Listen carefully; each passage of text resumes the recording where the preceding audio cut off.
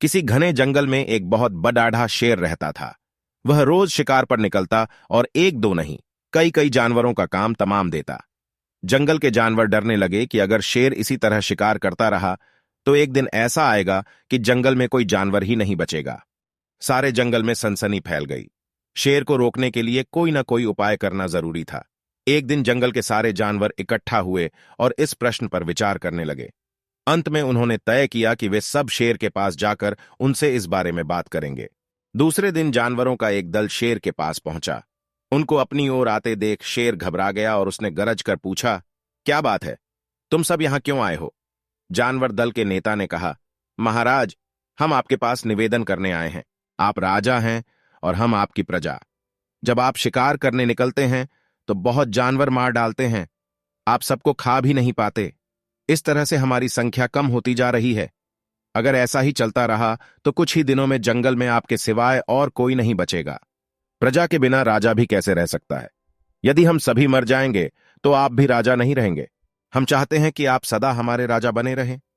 आपसे हमारी विनती है कि आप अपने घर पर ही रहा करें। हम हर रोज स्वयं आपके खाने के लिए एक जानवर भेज दिया करेंगे।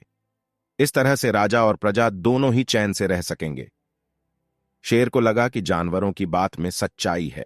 उसने पल भर सोचा, फिर बोला, अच्छी बात है, मैं तुम्हारे सुझाव को मान लेता हूं, लेकिन याद रखना, अगर किसी भी दिन तुमने मेरे खाने के लिए पूरा भोजन नहीं भेजा तो मैं जितने जानवर चाहूंगा मार डालूंगा।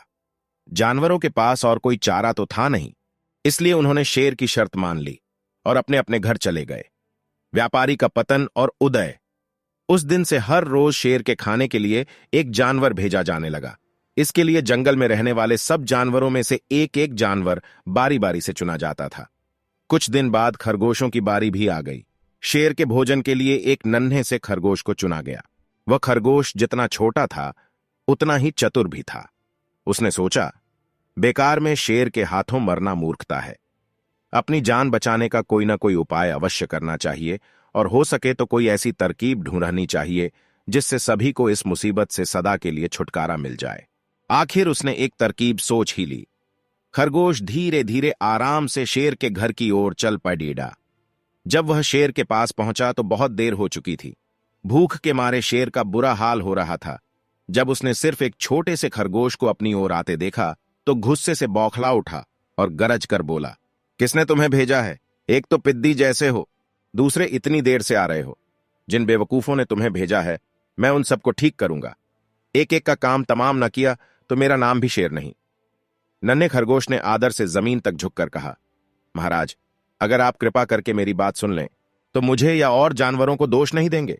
वे तो जानते थे कि एक छोटा सा खरगोश आपके भोजन के लिए पूरा नहीं पड़ी डेढ़ेगा, इसलिए उन्होंने 6 खरगोश भेजे थे। लेकिन रास्ते में हमें एक और शेर मिल गया। उसने 5 खरगोशों को मारकर खा लिया। यह सुनते ही शेर दहाड़कर बोला, क्या कहा? दूसरा शेर? कौन है वह? तुमने उसे कहां देखा? महाराज, वह तो बहुत ही बड़ा शेर है।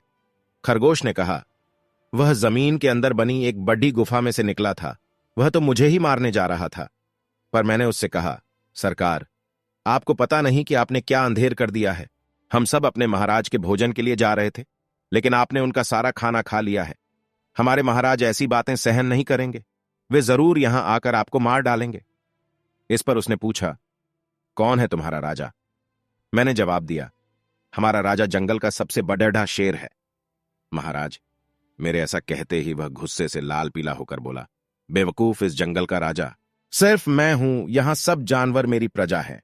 मैं उनके साथ जैसा चाहूं वैसा कर सकता हूं। जिस मूर्ख को तुम अपना राजा कहते हो उस चोर को मेरे सामने हाजिर करो। मैं उसे बताऊंगा कि असली राजा कौन है। महाराज, इतना कहकर उस शेर ने आपको लिवाने के लिए मुझे यहां भेज दिया। मूर्ख, साधु और ठग खरगोश की बात सुनकर शेर को बढ़ा गुस्सा आया और वह बार बार गरजने लगा। उसकी भयानक गरज से सारा जंगल दहलने लगा। मुझे फौरन उस मूर्ख का पता बताओ। शेर ने दहाड़ कर कहा, जब तक मैं उसे जान से नहीं मार दूंगा मुझे चैन नहीं मिलेगा। बहुत अच्छा महाराज, खरगोश ने कहा, मौत ही उस दुष्ट की सजा है। अगर मैं और बड्ढा और मजबूत होता तो मैं खुद ही उसके टुकड्ढे टुकड्ढे कर देता। चलो, रास्ता दिखाओ। शेर ने कहा, फौरन बताओ किधर चलना है। इधर आइए महाराज, इधर।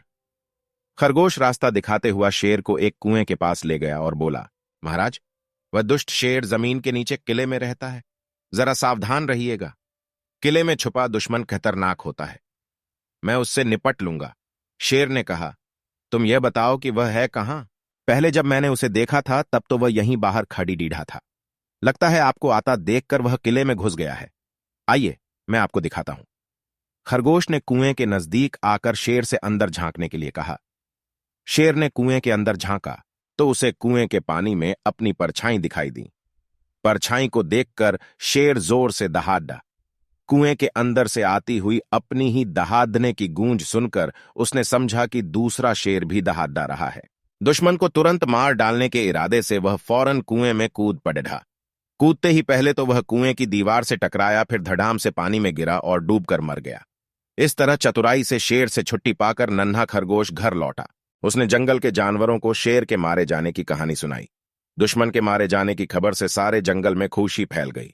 जंगल के सभी जानवर खरगोश की जय जयकार करने लगे।